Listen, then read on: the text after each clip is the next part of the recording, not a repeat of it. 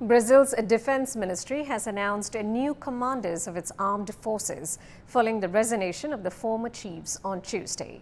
Paulo Sergio Nogueira de Oliveira will take over the army, Almir Garnier will head the Navy, and Carlos Almeida Baptista Júnior the Air Force. The former heads of the branches quit their jobs in a reported disagreement with President Jair Bolsonaro. Earlier this week, Bolsonaro sacked his 6 ministers in a major cabinet reshuffle. Paulo Gabriel has more on these unprecedented resignations.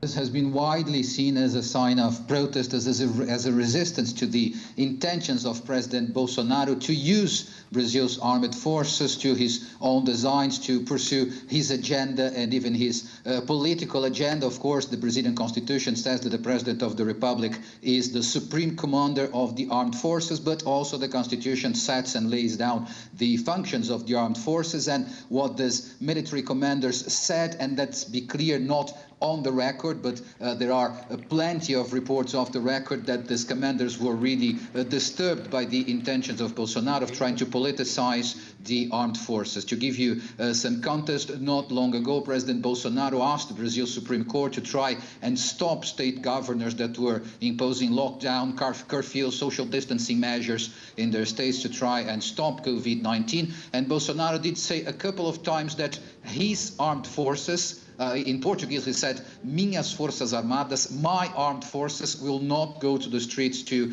enforce the determinations of governors. And it is understood that the Minister of Defense, Fernando Azevedo e Silva, now the former Minister of Defense, resisted to this position of Jair Bolsonaro and was then pressured by the President to resign.